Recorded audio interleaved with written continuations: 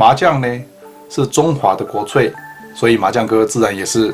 大中华的粉丝。我记得有一次跟一个台湾来的朋友谈到政治啊，谈到台独的时候嘞，我是气得面红耳赤啊。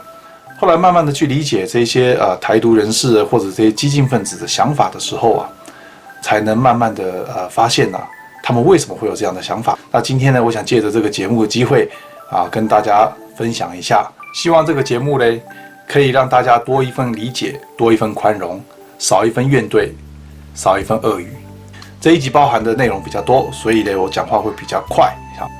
说到为什么有些台湾人有想要独立的思想，要先从他们亲身的经历开始说起。首先呢，如果你去看历代王朝的版图，几乎是找不到台湾的。当然会有人反驳说，三国时期吴国君主孙权就曾经派军队去过台湾。我们先不去怀疑这段有争议性的历史，但就真的到了台湾，孙将军的军队也没有在那边插一根旗子，建一个堡垒。后来水军呢，因为水土不服，浪了个1年又回大陆了，所以在历史上也没明确化，更别说宣布主权了。这个过程充其量也就是跟郑和下西洋那样，经过了那些所谓的蛮夷国家阿罗哈，然后休整一下就启程回家。就说因为这样过去一下再回来，台湾就自古属于大陆的一统王朝，我觉得这还是有些牵强的。在明朝之前，台湾就像是个无人岛，谁去都 OK， 你不需要 visa。不愿意背井离乡的汉人呢，一般都是混不下去，才九死一生来个唐山过台湾。台湾当时也没什么政府，当地的社会有他们自己的土秩序，譬如汉人以族老为老大，有他们自己比较偏向儒家思想的制度；原住民呢也有他们推举酋长的独家制度，所以呢谁也管不了谁的妈妈嫁给谁。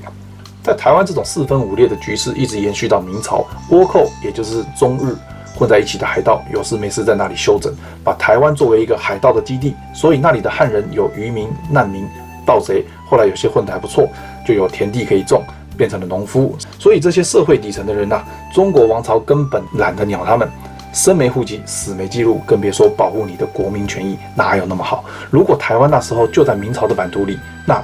西班牙跟荷兰的殖民者怎么会来得这么容易呢？所以当地的百姓被这些欧洲殖民者欺负，时不时遭烧杀掳掠，百姓跟谁哭诉呢？跟你大明皇帝哭诉吗？皇帝会想，我自己都要上吊了，哪有功夫管理海外的难民呢？那要跟大清皇帝哭诉吗？八旗军会想，船长啥样子我都没见过，还谈什么过海？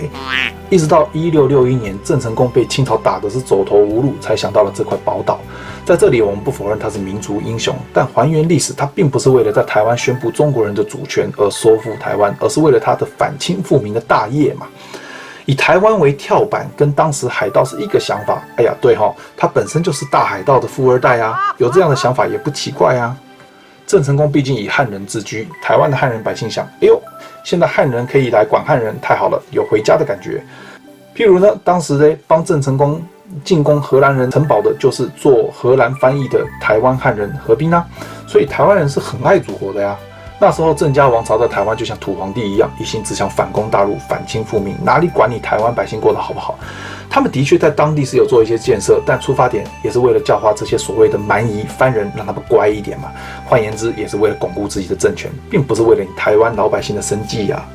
郑家王朝以华夏正朔自居，叫大陆的满清王朝打入敌夷，差点没有叫他们畜生。台湾百姓呢，被大陆来的郑家洗脑去仇视大陆的满清，然后呢，满清来的台湾百姓又被他们洗脑去仇视大陆来的那些所谓的明朝余孽，而且康熙皇帝甚至还考虑过放弃台湾，好像丢掉小狗小猫那样。是郑成功的旧部施琅知道台湾的好，才力劝康熙留住台湾这个孤儿。台湾百姓的脑袋那个抹布一样被洗来洗去，洗到最后自己是什么人他都搞不清楚了。西班牙人吗？荷兰人、明朝人、郑家的东宁国人，还是满清人？说到这里，麻将哥自己都昏了。虽然台湾人被满清人洗脑，但还是有事没事会抗清一下不然乾隆皇帝自嗨的十全武功里面，怎么会有一个是镇压台湾的起义呢？所以怎么说是台湾人不爱祖国呢？现在很多大陆人骂台湾人是日本的狗腿，这些言语真的很对不起那些台湾的爱国烈士。1895年的中日甲午战争，中国战败，不得已把台湾割给日本日本来接收台湾这个战利品的时候，台湾士绅屡屡上奏慈禧不要丢台湾慈禧吓得是封锁海岸，故意装作听不见台湾人是哭爹喊娘，没人理台湾人民也自己组织了地方武装抵抗，为了不连累祖国，另一方面也希望欧洲列强来帮忙，就宣布独立，叫台湾民主国，名字还叫永清，意思是永属大清，旗帜也跟清朝的龙旗很像。这不够爱祖国吗？当时的祖国怎么对台湾人民呢？日本兵临城下的时候，台湾老百姓呢决定誓死捍卫祖国疆土。这个时候一回头，一枪没有开的台湾民国总统唐景崧跟副总统邱逢甲两个祖国领导先后落跑，把台湾人留给日本当炮灰，台湾百姓就此被日本人屠戮，大小百余战，死伤不计其数。就云林大屠杀第一个事件，日本统治者为了报复台湾人民，就干掉了6000多爱国的男女老幼啊！有历史学家说，甚至更多。难道这还不是台湾人爱祖国最好的证明吗？要我怎样？要怎样？日本统治台湾50年，又再次把台湾人的脑袋像抹布一样用力搓啊，用力洗啊，就告诉他们，他们是天皇的子民，你只要欺师灭祖，给你工作、升职加薪、入学加分，总之好处多多，也就是历史上的皇民运动。别说大部分的台湾人没有变成日本人，就算是变了，也是身在曹营心在汉呐。不相信你看这个，譬如姓胡的就改成大胡那玛耶，要不然呢就把字拆开，姓陈的就改成东陈托九，要不然呢姓吴的就改成司口苏斗。好，这种 case 很多啊。台湾人呢就是要自己的子孙记得自己是炎黄子孙呐，所以呢日本统治者也不傻啊，不爽你能怎样？哑巴吃黄连，你管得住人家的身，你怎么管得住人家的心？后来蒋介石把台湾拿回来，台湾本来是夹道欢迎的啊，结果呢，国民党政府当时腐败的像个大黑社会啊，不然他一个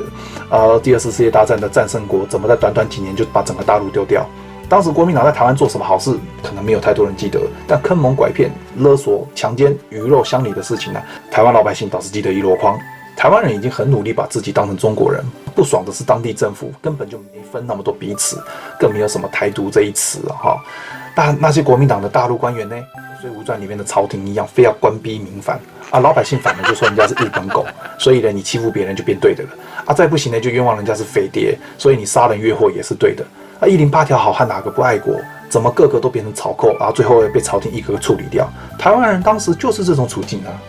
228并非一个单独事件，这只是压死骆驼背上的最后一根稻草。蒋介石本来就不喜欢陈仪将军啊，因为陈呢就没做过什么利民的事情。老蒋这过几年了，还甚至把他毙掉了哈。这么烂的人，老蒋偏偏派他来当台湾的土皇帝。那陈仪这个人呢，两面三刀，一方面呢骗暴动的台湾老百姓说，哎呀他是主张民主自由啊，另外一方面呢跟大陆官员起哄说啊，台湾人是因为想念日本的组织想造反。老蒋忙着对付 Mr. 毛，哪里有功夫去问个青红皂白？结果就派了1万多人兵分2路过海船还没靠岸就如临大敌啊，先向岸边手无寸铁的老百姓开枪。此时的国军呢刚抗战胜利，士气高昂，配有美国最精良的武器啊，我干不过你 Mr. 毛啊，杀你个台湾仔还是绰绰有余的嘛。结果呢一路血洗，杀红了眼，杀台湾人那股狠劲啊，那就像日本人进南京城一样啊。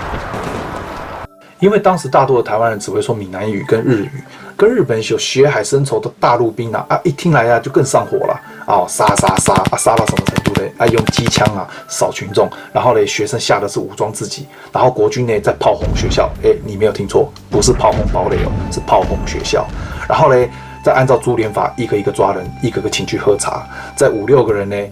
排成一排，用铁丝绑在一起，一排一排的直接丢到大海里去喂鱼，还有泼汽油活活烧死人的。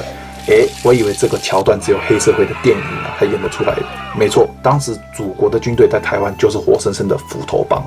如果你看一下当时的一个经典台湾本省精英你就知道为什么祖国是先抛弃了台湾人民，造成今天一些台湾人有激进的思想。有个台湾士绅叫汤德章，他爸爸是日本人，妈妈是台湾本省人。他年轻时曾经去日本深造，读到律师，练就一身武艺文武双全日本战败的时候呢，他日本的亲戚就说劝他你不要再回台湾了。他偏不，他爱台湾，不说他爱祖国吧，起码他爱汉文化，甘愿为祖国效力。去了台湾以后呢，就跟妈妈姓汤，所以呢，他基本上就是自认自己是中国人。这位帅哥平常来帮助百姓，平民百姓，所以人望很高。228事件爆发的时候，他正在生疟疾发高烧，所以在家根本没有参与嘛。就因为他不爽祖国的贪官污吏，结果被抓起来严刑拷打说他强奸母猪。不是啦，我是说他冤枉他叛国，然后当众枪毙，然后暴尸3天。在场观看的台湾百姓甚至放声大哭这个很凄凉、很让人寒心的情景然后祖国的当地政府在登报说他是日本人，故意用日本名来称呼他，人家就已经放弃日本老爹，改认你中国人的老祖宗啦。祖国非要把人家挂上日本头衔，然后再以残暴的手段害死。像汤德章这样爱祖国又被祖国当成外敌的敌人来的砍杀了数以万计。本来热爱祖国的台湾老百姓看了作何感想呢？接下来蒋介石在台湾执行长达38年的戒严恐怖政治，也就是金正恩 style。好差事都留给大陆撤退来的人，底层苦差事再留给台湾本土老百姓。将心比心，如果你是台湾的百姓，你难道对祖国接二连三的抛弃跟背叛，你能感到不反感吗？看到这里的朋友，不要以为麻将哥在主张台独还是民族分裂，而恰好相反，我希望那些大陆的亲戚朋友在骂台湾人是日本或美国的狗腿的时候呢，请记得台湾本省人的历代先祖为祖国所流过的泪、洒过的血，也希望两岸人民可以放弃偏见，还原历史，相互多理解一些，多宽容一些。无论你是主张台独还是统一，都不要恶语相向，这样才不会有负于那些台湾先祖以生命为祖国所付出的代价嘛。不会再寒了亚细亚孤儿的心，同时这样对整个华夏民族大融合才会有一个好的开头嘛。麻将哥这席话发自肺腑，感同身受，创作不易。如果大家喜欢麻将哥所主张的大爱、理解跟宽容，请记得点赞跟订阅，谢谢。